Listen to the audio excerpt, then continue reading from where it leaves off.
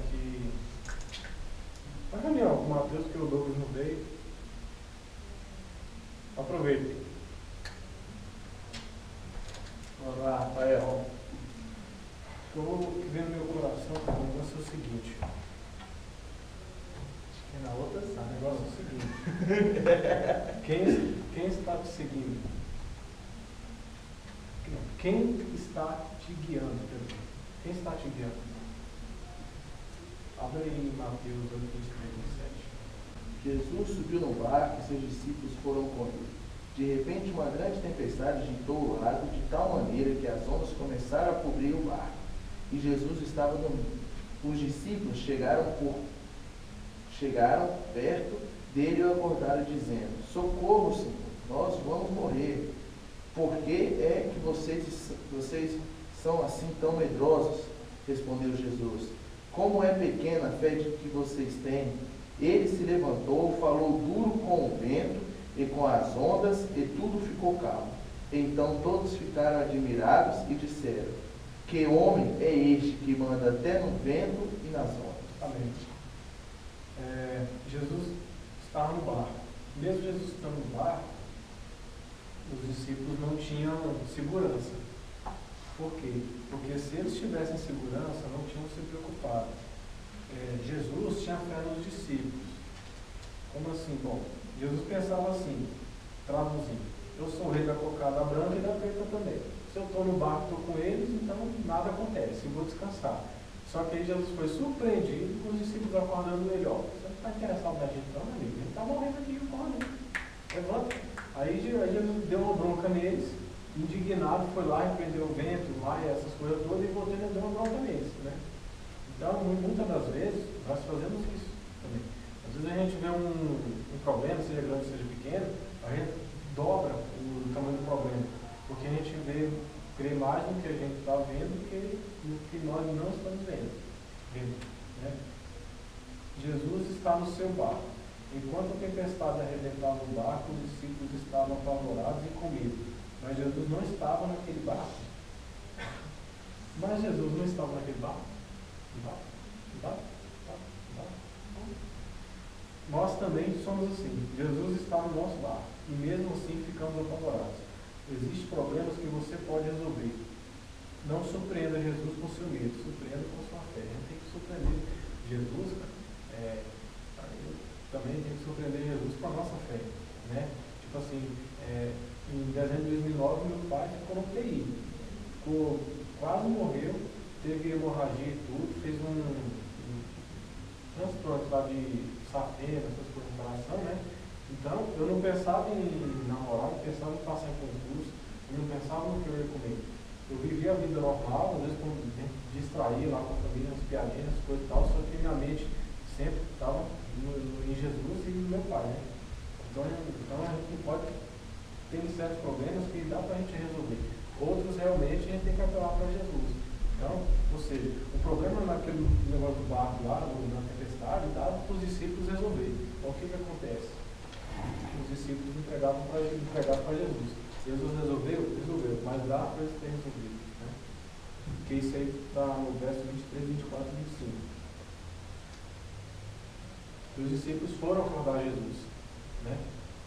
Então, Jesus está dormindo, deixa ele dormir. Se ele está dormindo é porque ele confia que você pode, confia que você vai chegar lá, você pode chegar lá. 2. Não saia do barco. Abre Lucas aí 8. Se bem subiu do barco, porque Lucas 8, 22.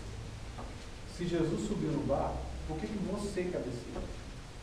Muitas das vezes, Jesus sobe o nosso barco, aí eu quero descer. Como muitas das vezes eu já desci. Eu lembrei, minha fogueira. Então, ou seja, até a hora que vem a tempestade, se Jesus está do nosso lado, a gente vai passar pela tempestade. Ele está do nosso lado, não para ele resolver o problema por nós, mas para ele ver como é que nós vamos se comportar, tipo assim, em relação ao problema, né? Porque ele sabe que a gente dá conta de passar pelo problema. E ele nos dá força para adquirir tudo, para passar por tudo, né? Sua vida pode estar em perigo, o barco cheio de água, e se a situação está fora do seu controle, saiba que não saiu fora do controle de Jesus. Se ele dorme, isso não significa que ele não se importa com você. Pelo contrário, ele descansa, pois sabe que você consegue. Ou seja, Jesus estava descansando porque Deus sabia que o problema a gente pode resolver. Então, se nós estamos num bar, nós estamos em união, nós estamos unidos. Se um cair ou estiver se afogando ou querer ir para o bar, a gente segura ele. Estamos todo mundo junto. Então, o que acontece? Jesus está dormindo, todo mundo está dentro do barco dá conta do recado. Ah, a tempestade ou a onda é alta, não sei o quê. Jesus está dormindo, nós damos conta. Ah, Jesus mesmo. O pai do Joãozinho morreu. Tal. E agora? Quem vai segurar as contas da casa? Deus sabe de tudo. Né? Jesus está no barco e dá conta de prosseguir, né, na caminhada. Prosseguir na caminhada, no caminho, contando histórias engraçadas do passado, assistindo Jasper no YouTube, relembrando a infância. Bom, tá contando algumas coisas do passado é uma coisa. Agora, tá na caminhada, lembrar do passado, olhando para trás, é outra coisa. Agora, parar e querer voltar, aí já é outra história. Né? Então, a gente tem que saber o seguinte: Jesus está no nosso barco com a gente. Se nós não estamos sozinhos, estamos em união com os demais irmãos, o caminho é para frente. Seja a tempestade que for, vamos passar por ela juntos. Porque é um aprendizado para todo mundo. Não na mesma área da vida, mas em áreas diferentes. Um aprende na área financeira, com a tempestade, tem nada a ver, o cara se toca alguma coisa na área financeira. O outro no relacionamento, então não sei o quê. Então, cada tempestade que a gente passa é um aprendizado. O barco é só um, o Jesus também. A tempestade é que muda, as tempestades é que mudam, varia. Né? Lê o 22 e 12. Perguntas aí, vocês podem falar, né? Participe. Vou responder. 8:22. Certo dia, Jesus subiu num barco com seus discípulos e disse: Vamos para o outro lado do lago. Então eles partiram. Enquanto estavam atravessando o lago, Jesus dormiu. Um vento muito forte começou a soprar sobre o lago e o barco foi ficando cheio de água, de modo que todos estavam em perigo. Aí os discípulos chegaram perto de Jesus e o acordaram dizendo: Mestre, mestre, nós vamos morrer. Jesus se levantou e deu uma ordem ao vento e à tempestade. Jesus dormiu, um vento muito forte começou a soprar sobre o lago, e o barco foi ficando cheio de água, de modo que todos estavam em perigo.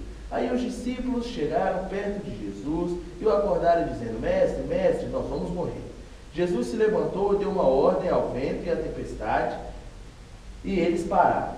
E tudo ficou calmo. Então ele disse aos discípulos: Por acaso vocês não têm fé? Mas eles estavam admirados e com medo e diziam uns aos outros: Quem é este homem? Ele manda até no vento e nas ondas, e eles obedecem. Então, Jesus, não há necessidade de o Jesus que você conhece, que nós conhecemos, revelasse todo o poder dele para nós numa tempestade nossa, sendo que nós já conhecemos o poder de Jesus. Então, ou seja, se Jesus está dormindo, na almofada, descansando, com o pau quebrando, o corpo comendo, é resultado de que nós conseguimos e podemos dar ordens também na tempestade e o vento passar. Teve um dia que o céu estava caindo e o couro comendo aqui naquele área aqui, né? Aí lá em casa o próprio, daqui a pouco o vento leva para os telhados. Né? Aí minha mãe começa a morar e tal, deu um trovãozão bruto mesmo e tal. Só que passou alguns minutinhos, o vento, o negócio sumiu, até o sol apareceu. Ou seja, Jesus estava querendo dizer ali, e ele está no nosso bar, fala assim: ó, agora você manda o que você quiser, eu mudo muito pouco. Só que o que acontece? Na maioria das vezes a gente surpreende Jesus, que a gente não manda em nada e a gente ainda acorda ele, né? Fugindo. Tipo assim, tentando fugir do problema. Mas o que acontece? Jesus acorda, pega o nosso braço e enfrenta o problema com a gente. Que a gente dá conta de passar por qualquer adversidade, qualquer problema, qualquer desemprego, qualquer solteirice, qualquer o que for, né? Andando de Fusquinha ou de Uno, carrão a gasolina, e seja o que Deus, tipo assim, sendo o problema que for, o que Deus quiser nos mandar, a gente dá conta de prosseguir, a gente não vai morrer, né? A gente vai dar conta de chegar no outro lado da margem. Por anos, meu pai sustentou 4 pessoas lá em casa com 450 conto. Com 450 conto, eu não sei como. Eu tinha o melhor computador da época para derrubar, para fazer satélite o bicho derrubado, bom mesmo.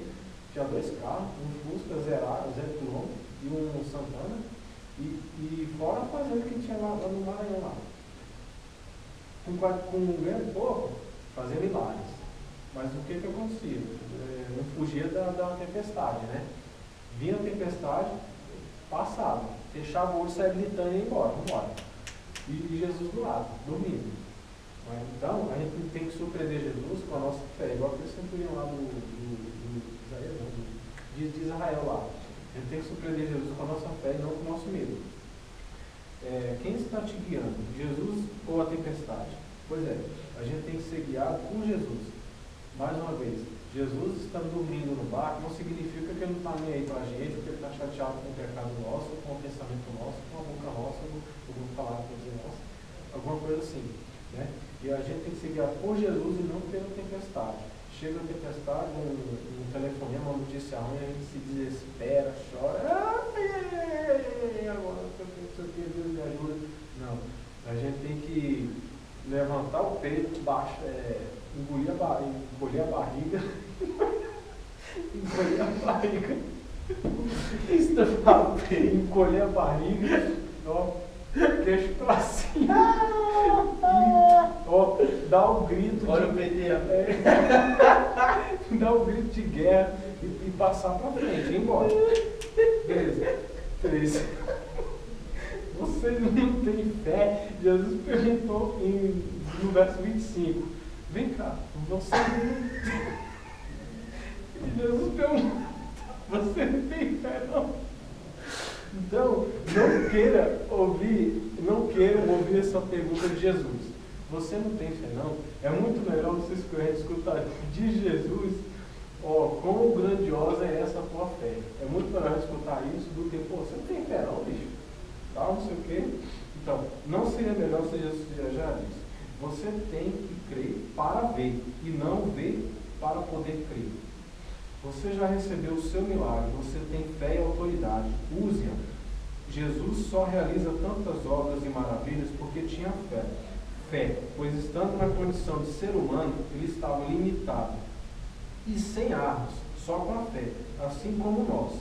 Ele não podia errar, pois corria o risco de não voltar para a glória nunca mais. Jesus era guiado por Deus e pela fé.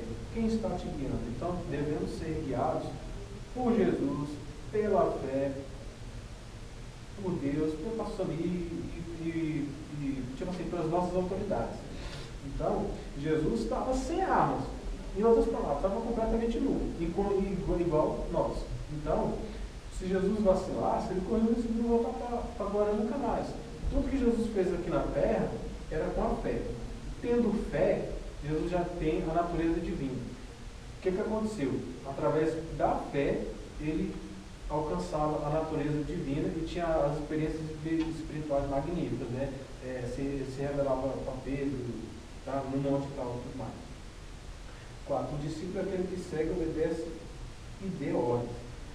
Jesus se levantou, deu uma ordem e a tempestade sumiu. Neste momento, os discípulos realmente estavam com Jesus. Se você é discípulo de Jesus, faça o que ele fez. Então, beleza. Jesus se levantou, deu uma ordem e a tempestade sumiu. Os discípulos, o que aconteceu? Jesus estava indo na frente, tiveram os discípulos indo na frente também, não, afastaram e ficaram com medo lá. Então, foi um aprendizado para os discípulos? Foi, mas também os discípulos voltaram para testar a zero. Começava tudo de novo. Né? Então, a gente não pode errar. As ordens dão mais resultado que lágrimas. Então, você dando ordens, você vai ter um resultado muito melhor e muito mais rápido do que lágrimas. Lágrimas que sejam de alegria, de emoção, por conseguir, então não sei o quê. Porque a lágrima nunca ajudou muita coisa, né? Você só abaixa a guarda, você perde suas defesas, você abaixa a sua defesa. sofrimento não é para qualquer um, é para mim, para você, para o Douglas, para o pastor e tal, e para os demais. Por que o sofrimento não é para qualquer um? Porque não é qualquer um que consegue passar pelo sofrimento e obter a vitória. O sofrimento é para poucos. Só mesmo Jesus é a gente mesmo. Né? Está bem aqui, eu vou encerrar. No livro aqui. Só para encerrar aqui. O que é mais difícil para o líder? Duas coisas. Levar seu liderado tanto a pensar como a cumprir tarefas em ordem de importância. Ele prosseguiu, afirmando que essas duas coisas representam a diferença entre o amador e o profissional. Também acredito que pensar adiante e priorizar as responsabilidades marca as principais diferenças entre um líder e um seguidor.